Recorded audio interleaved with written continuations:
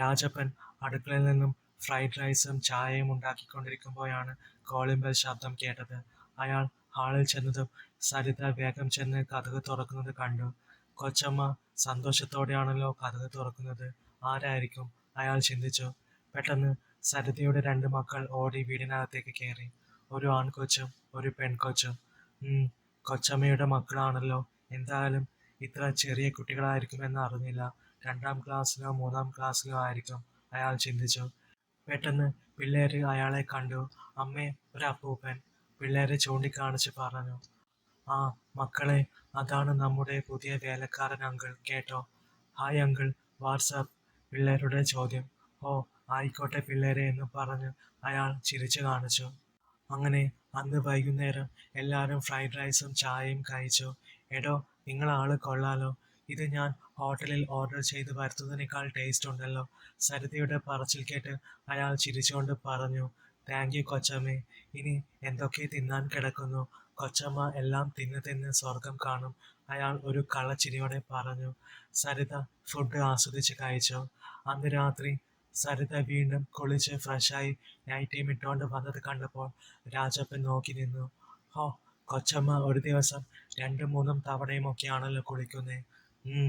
ഭയങ്കര വൃത്തിയുള്ള കൂട്ടത്തിലായിരിക്കും. Sleeveless nightie, നീളമുള്ള മുടി വിരിച്ചിട്ടിരിക്കുന്നു.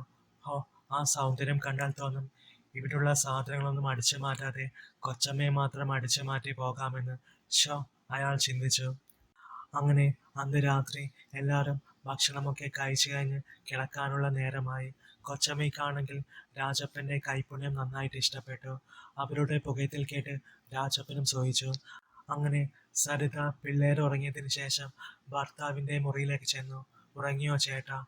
അവർ കിടക്കുന്ന ഭർത്താവിൻ്റെ തലയിൽ തലോടിക്കൊണ്ട് ചോദിച്ചു. അയാൾ നല്ല ഉറക്കമായിരുന്നു. കുറച്ച് സമയം കഴിഞ്ഞപ്പോൾ അവർ അയാളുടെ വീൽ ചെയറൊക്കെ അങ്ങോട്ട് ഒതുക്കി മാറ്റിയിട്ട് രാജപ്പൻ്റെ അടുക്കള ഭാഗത്തുള്ള മുറിയിലേക്ക് ചെന്നു. അപ്പോൾ അയാൾ കതകും തുറന്നിട്ടിരിക്കുവായിരുന്നു. അവർ മുറിയുടെ അകത്തേക്ക് തലയിട്ട് നോക്കി. അയാൾ മുറിയിലെ ഒരാൾക്ക് കിടക്കാൻ മാത്രം പാകത്തിലുള്ള കിടക്കയിലെ വിരിയൊക്കെ നേരെയാക്കുവായിരുന്നു. ഉറങ്ങാൻ പോകുവാണല്ലേ? അവരുടെ ചോദ്യം കേട്ട് അയാൾ തിരിഞ്ഞു നോക്കി ചിരിച്ചുകൊണ്ട് പറഞ്ഞു. അതെ കൊച്ചമ്മേ. എന്തെങ്കിലും വേണോ കൊച്ചമ്മേ? ഏയ്, ഒന്നും വേണ്ടടോ. അപ്പോൾ ശരി, ഇയാൾ ഉറങ്ങിക്കോ. Good night. അതും പറഞ്ഞ് ഒരു കള്ളച്ചിരിയും ചിരിച്ച് കൊച്ചമ്മ പോയി. കൊച്ചമ്മ പോകുന്നത് നോക്കി അയാൾ അങ്ങനെ നിന്നു. കൊച്ചമ്മയുടെ മുഖത്ത് ഒരു കള്ളച്ചിരിയും നാണവുമൊക്കെ ഉണ്ടല്ലോ. ഇനി തന്നോട് അവർക്ക് എന്തെങ്കിലും ഇഷ്ടം? അതിനും ഒരു സാധ്യത ഇല്ലാതില്ല. കൊച്ചമ്മയുടെ ഭർത്താവ് 1-2 വർഷമായി കിടപ്പിലാണല്ലോ. അപ്പോൾ ഒരു വലിയ സാധ്യത തന്നെ കാണുന്നുണ്ട്. പക്ഷേ എങ്കിലും റിസ്ക് എടുക്കാൻ നിൽക്കണ്ട, അതാ ബുദ്ധി. ഇവിടുന്ന് ഇന്ന് രാത്രി തന്നെ എല്ലാം ചെക്ക് ചെയ്യണം. വിലപിടിപ്പുള്ള എന്തെങ്കിലും കിട്ടിയാൽ ഇന്ന് തന്നെ ഇവിടുന്ന് ചാടിയേക്കാം.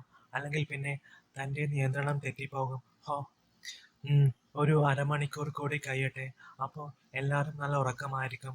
അപ്പോൾ എണീറ്റ് പരിപാടി തുടങ്ങാം. അതും ചിന്തിച്ച് അയാൾ കിടന്നു. പക്ഷേ നല്ല ക്ഷീണമുണ്ടായിരുന്നത് കൊണ്ട് അയാൾ ഉറങ്ങിപ്പോയി. പിന്നെ എണീറ്റത് പിറ്റേന്ന് രാവിലെ 5:30 മണിക്കായിരുന്നു. ക്ലോക്കിൽ സമയം നോക്കിയപ്പോൾ അയാൾ ഞെട്ടി. ഷോ, ഉറങ്ങിപ്പോയല്ലോ. ഇന്നലത്തെ പരിപാടിയും പാളി. ഇന്നും കൊച്ചമ്മയെ നോക്കിയിരിക്കാം, അയാൾ ചിന്തിച്ചു. അങ്ങനെ അയാൾ കൊച്ചമ്മ പറഞ്ഞതുപോലെ എണീറ്റ് കുളിച്ച് ഫ്രഷായി അടുക്കളയിലേക്ക് കയറി. പെട്ടെന്നാണ് അയാൾ ഓർത്തത് തൻ്റെ വിഗ്, താടിയും മുടിയും കുളിമുറിയിൽ വെച്ച് മറന്നിരിക്കുന്നു. അയാൾ വേഗം ഓടിച്ചെന്ന് അതെടുത്ത് കുളിമുറിയിലെ കണ്ണാടിയിൽ തന്നെ നോക്കി മുഖത്തൊട്ടിച്ച് വെച്ചു. ഹോ, ഭാഗ്യം. ഇനിയും ഇത് ആവർത്തിച്ചാൽ നല്ല പണി കിട്ടും. ഒന്നാമതേ തനിക്ക് ഇത്തിരി മറവി കൂടുതലാ. അപ്പോൾ പിന്നെ എത്രയും പെട്ടെന്ന് തന്നെ ഇവിടുന്ന് സ്ഥലം വിടണം. ഇന്ന് രാത്രി ആവട്ടെ, അയാൾ ചിന്തിച്ചു. അങ്ങനെ അയാൾ അടുക്കളയിലേക്ക് ചെന്ന് കാപ്പിയും ചായയും ഉണ്ടാക്കി.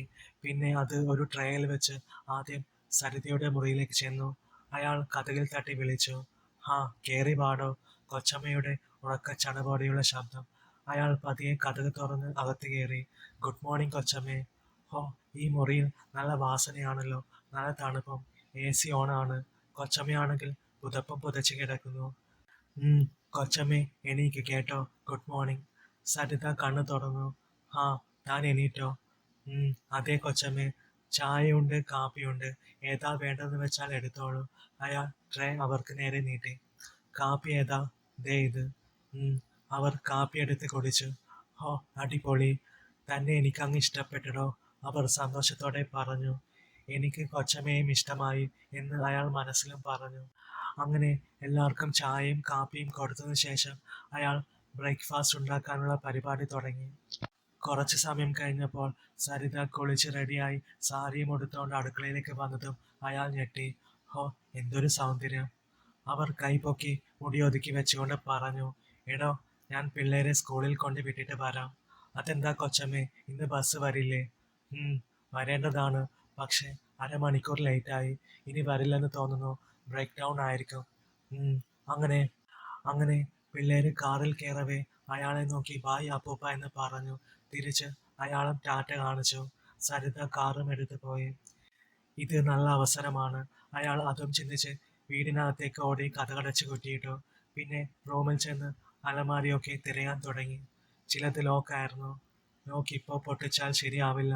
അത് രാത്രി നോക്കാമെന്ന് കരുതി അയാൾ അത് വിട്ടു.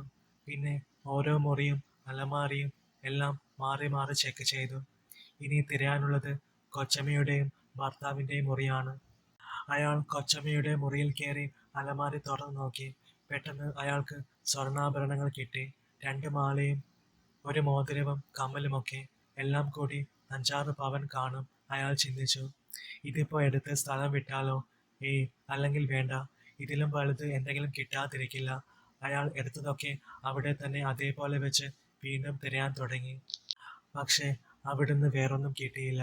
ഇനി ഒരു മുറി കൂടിയുണ്ട് തിരയാൻ, കൊച്ചമ്മയുടെ ഭർത്താവിൻ്റെ മുറി. അയാൾ വേഗം അതും ചിന്തിച്ച് അങ്ങോട്ടേക്ക് നടന്നു. പതിയെ മുറി തുറന്നു നോക്കിയപ്പോൾ അവരുടെ ഭർത്താവ് കുമാരൻ നല്ല ഉറക്കമായിരുന്നു. രാജപ്പൻ വേഗം ശബ്ദമുണ്ടാക്കാതെ അലമാരിയുടെ അടുത്തേക്ക് നടന്നു. പതിയെ അത് തുറന്നു. അവിടെ മൊത്തം തിരഞ്ഞു. 1-2 വാച്ച് മാത്രം കണ്ടു. പിന്നെ തിരയാനുള്ളത് ഡ്രോയറാണ്. അത് തുറക്കാൻ ശ്രമിച്ചതും ലോക്കായിരുന്നു. ഈ ലോക്ക് പൊട്ടിച്ചു നോക്കാം. ഈ അലമാരിയൊന്നും അത്ര ഉപയോഗിക്കാത്തതായിരിക്കും. ഇങ്ങനെ കിടപ്പിലാണല്ലോ. അതും ചിന്തിച്ച് അയാൾ പോക്കറ്റിൽ വെച്ചിരുന്ന ഒരു ടൂൾ എടുത്ത് ലോക്ക് പൊട്ടിച്ച് തുറന്നു. അത് കണ്ട് അയാൾ ഞെട്ടി. അതിനകത്ത് കുറെ കാശായിരുന്നു. കുറെ നോട്ട് കെട്ടുകൾ. ഹോ ദൈവമേ, ഇത് കുറെ ലക്ഷം വരുമല്ലോ, അയാൾ ചിന്തിച്ചു. പെട്ടെന്ന് പുറത്തു നിന്നും കാറിന്റെ ശബ്ദം കേട്ടു. ഹോ, കൊച്ചമ്മ തിരികെ വന്നെന്ന് തോന്നുന്നു. അയാൾ വേഗം എല്ലാം ഒതുക്കി വെച്ച് അലമാരി പൂട്ടി വേഗം മുറിയിൽ നിന്നും പുറത്തു കടന്നു. അയാൾക്ക് വലിയ സന്തോഷം തോന്നി. തന്റെ കഷ്ടപ്പാടെല്ലാം മാറാൻ പോകുന്നു. ഇന്ന് രാത്രി താൻ ലക്ഷപ്രഭു. രാത്രി തന്നെ സ്ഥലം വിടണം. ഏതായാലും കൊച്ചമ്മയോട് കള്ളം പറഞ്ഞ് ഒന്ന് പുറത്തു പോയി രാത്രിയിലെ അവസാനത്തെ ബസ് എത്ര മണിക്കാണെന്നൊക്കെ തിരയണം, അയാൾ ചിന്തിച്ചു. അയാൾ കതക് തുറന്നു. ആഹാ, കൊച്ചമ്മ വന്നു. പിള്ളേരെ സ്കൂളിൽ വിട്ടോ? വിട്ടു. സ്കൂൾ ബസ് ബ്രേക്ക് ഡൗൺ ആണ് പോലും. അങ്ങനെ അന്നത്തെ ദിവസം മൊത്തം രാജപ്പൻ അടുക്കളയിൽ വളരെ സന്തോഷത്തോടെ പാട്ടൊക്കെ പാടി പാചകം ചെയ്തത് കണ്ട് സരിത ഒരു ചിരിയോടെ നോക്കി. ഇയാൾ ഇന്ന് വളരെ ഹാപ്പി ആണല്ലോ, സരിത ചോദിച്ചു. പിന്നല്ല കൊച്ചമ്മേ, നമ്മൾ എന്നും ഹാപ്പി ആയിട്ടിരിക്കണം. അതും പറഞ്ഞ് അയാൾ ഡാൻസ് സ്റ്റെപ്സ് വെക്കാൻ തുടങ്ങി. സരിത പൊട്ടിച്ചിരിച്ചു. കൊച്ചമ്മേ, ദേ ഇതുപോലെ ഡാൻസ് ചെയ്യ് എന്നും പറഞ്ഞ് അയാൾ അവരുടെ കൈ പിടിച്ച് ഡാൻസ് ചെയ്യിപ്പിച്ചു. സരിത ചിരിച്ചുകൊണ്ട് അയാളുടെ കൂടെ ഡാൻസ് ചെയ്തു. അങ്ങനെ അതൊക്കെ കഴിഞ്ഞ് അന്ന് രാത്രി ഉറങ്ങാൻ കിടന്നു. ഒരു അരമണിക്കൂർ കൂടി കഴിയട്ടെ, എല്ലാവരും ഉറങ്ങിക്കഴിഞ്ഞ് പരിപാടി തുടങ്ങാമെന്ന് വിചാരിച്ച് അയാൾ ഓരോ സ്വപ്നവും കണ്ട് കിടന്നു. പക്ഷെ പിന്നീട് എപ്പോഴോ അയാൾ ഉറങ്ങിപ്പോയി. അയാൾ ഞെട്ടിയുണർന്ന് സമയം നോക്കിയപ്പോൾ രാവിലെ 6 മണിയായിരിക്കുന്നു. നാശം! താൻ ഇന്നലെ തന്നെ പോകേണ്ടതായിരുന്നു. അയാൾ നിരാശനായി കുറച്ചു നേരം അവിടെ തന്നെ ഇരുന്നു. അല്ല, രാത്രിയിലെ അവസാനത്തെ ബസ് എപ്പോഴാണെന്ന് ഇതുവരെ അന്വേഷിച്ചില്ലല്ലോ. എന്തൊരു മറവി! ഇന്ന് തന്നെ എല്ലാം അന്വേഷിച്ച് രാത്രി പണി തീർത്ത് പോകണം, അയാൾ ദേഷ്യത്തോടെ ഓർത്തു. അങ്ങനെ അന്ന് രാവിലെ അയാൾ ബ്രേക്ക്ഫാസ്റ്റ് ഉണ്ടാക്കി കഴിഞ്ഞതിന് ശേഷം സരിത ചോദിച്ചു. എടോ, ഇയാൾ പോയി കുറച്ച് സാധനങ്ങളൊക്കെ വാങ്ങി വരാമോ? എനിക്കിന്ന് വയ്യ, ഒരു തലവേദന. ശരി കൊച്ചമ്മേ, ഞാൻ പോകാലോ. അങ്ങനെ അയാൾ സാധനങ്ങൾ വാങ്ങിക്കാനായി ടൗണിലേക്ക് ചെന്നു. വരുന്ന വഴി രാത്രിയിലെ ബസ്സിന്റെ കാര്യവും അന്വേഷിച്ചപ്പോൾ അവിടുന്ന് ലാസ്റ്റ് ബസ് 10:30 മണിക്കാണെന്ന് അറിഞ്ഞു. വീട്ടിലെല്ലാവരും 9:30 മണിയോടെ കിടക്കും. അപ്പോൾ കാര്യങ്ങൾ എളുപ്പമായി. അയാൾ അതും ചിന്തിച്ച് സന്തോഷത്തോടെ വന്നു. അങ്ങനെ അന്ന് രാത്രി അയാൾ 10 മണിക്ക് അലാറം വെച്ച് കിടന്നു. പക്ഷേ അന്നും അയാൾ ഉറങ്ങിപ്പോയി. രാവിലെ ഉണർന്നത് 6:30 മണിക്കായിരുന്നു. അയാൾ ദേഷ്യത്തോടെ ക്ലോക്ക് എടുത്ത് എറിഞ്ഞു പൊട്ടിച്ചു. പതിവ് പോലെ അയാൾ ജോലി തുടങ്ങി. അന്ന് വളരെ വിഷമത്തോടെ അയാൾ ഓരോ ജോലികളും ചെയ്യാൻ തുടങ്ങി. പിള്ളേര് സ്കൂളിൽ പോയതിനു ശേഷം സരിത പറഞ്ഞു, എടോ, ഞാനൊന്ന് പുറത്ത് പോയിട്ട് വരാട്ടോ. ശരി കൊച്ചമ്മേ. എന്താടോ ഒരു വിഷമം പോലെ? 1-2 ദിവസമായല്ലോ മുഖം വല്ലാതിരിക്കുന്നു. ഏയ് ഒന്നുമില്ല കൊച്ചമ്മേ, ഞാൻ ഹാപ്പിയാണ്. അതും പറഞ്ഞ് അയാൾ ചിരി വരുത്തി കാണിച്ചു. അങ്ങനെ സരിത കാറും എടുത്ത് പോയി. ഇനി രാത്രിയാവാൻ കാത്തു നിൽക്കണ്ട, എല്ലാ സാധനവും എടുത്ത് ഇവിടുന്ന് ഇപ്പോൾ തന്നെ പോവുക തന്നെ, അയാൾ ചിന്തിച്ചു. അങ്ങനെ അയാൾ ബാഗൊക്കെ പാക്ക് ചെയ്തു. പിന്നെ സരിതയുടെ മുറിയിൽ ചെന്ന് മാലയും മോതിരവും കമ്മലുമൊക്കെ എടുത്ത് ബാഗിലേക്ക് ഇട്ടു. പിന്നെ നേരെ ചെന്നത് അവരുടെ ഭർത്താവിന്റെ മുറിയിലേക്കായിരുന്നു. ഹോ ഭാഗ്യം, ഇയാൾ എപ്പോഴും ഉറക്കം തന്നെയാണല്ലോ. അതും ചിന്തിച്ച് അയാൾ വേഗം ചെന്ന് അലമാരി തുറന്നു. പിന്നെ ഡ്രോയർ തുറന്ന് കാശൊക്കെ എടുത്ത് ബാഗിലേക്ക് ഇടാൻ തുടങ്ങി. എല്ലാ കാശും എടുത്ത് ബാഗിലിട്ട് കഴിഞ്ഞപ്പോൾ ഏറ്റവും അടിയിലായി വെച്ചിരുന്ന ഒരു പത്രം അയാളുടെ ശ്രദ്ധയിൽപ്പെട്ടു. ഒരു ഹിന്ദി പത്രമായിരുന്നു അത്. ഹോ, ഹിന്ദി വായിച്ചിട്ടും സംസാരിച്ചിട്ടും കാലം കുറെയായി. അയാൾ മുംബൈയിലെ ജീവിതോർമ്മകൾ അയവിറക്കിക്കൊണ്ട് ആ പത്രമെടുത്ത് നോക്കി. അതിലെ വർഷം നോക്കിയപ്പോൾ അത് കുറെ വർഷം പഴക്കമുള്ള പത്രമായിരുന്നു അത്. ഇതെന്തോന്നിനാ ഈ പഴയ പത്രം ഇവിടെ വെച്ചിരിക്കുന്നേ എന്നും ചിന്തിച്ച് അയാൾ അത് വെറുതെ നിവർത്തി നോക്കി. മുംബൈയിലെ 16 പേരെ തട്ടിയ മുംബൈ ഡോൺ ഒളിവിൽ, അന്വേഷണം തുടരുന്നു. ഇതായിരുന്നു വാർത്ത. ആ അതെ, മുംബൈ ഡോൺ കുറെ കേട്ടിട്ടുണ്ട്, പക്ഷെ കാണുന്നത് ആദ്യമായിട്ടാ. അയാൾ പത്രത്തിലെ ഫോട്ടോ നോക്കിക്കൊണ്ട് നിന്നു. പെട്ടെന്നാണ് അയാൾ ചിന്തിച്ചത്, അല്ല, താൻ ഇയാളുടെ ഫോട്ടോ മുൻപ് കണ്ടിട്ടുണ്ടല്ലോ. ആ അതെ അതെ, മുംബൈയിൽ വെച്ച് ഒരു പയ്യൻ കാണിച്ചു തന്ന ഫോട്ടോ, അതല്ലേ ഇത്? അതൊക്കെ ചിന്തിച്ച് അയാളുടെ നോട്ടം പെട്ടെന്ന് സരിതയുടെ ഭർത്താവിലേക്ക് പോയി. രാജപ്പൻ ഒരു ഞെട്ടലോടെ അയാളുടെ അടുത്തേക്ക് ചെന്നു. പത്രത്തിലെ ഫോട്ടോയും അയാളെയും മാറി മാറി നോക്കി. അതും ചിന്തിച്ച് രാജപ്പൻ അയാളുടെ താടി പിടിച്ച് ചെറുതായി വലിച്ചതും അത് ഇളകിപ്പോന്നതും പെട്ടെന്ന് അയാൾ രാജപ്പന്റെ കയ്യിൽ പിടുത്തമിട്ട് കണ്ണു തുറന്നു. അത് കണ്ടതും അയാൾ പേടിച്ച് ഒരു നിലവിളിയോടെ പിന്നോട്ടാഞ്ഞു വീണു.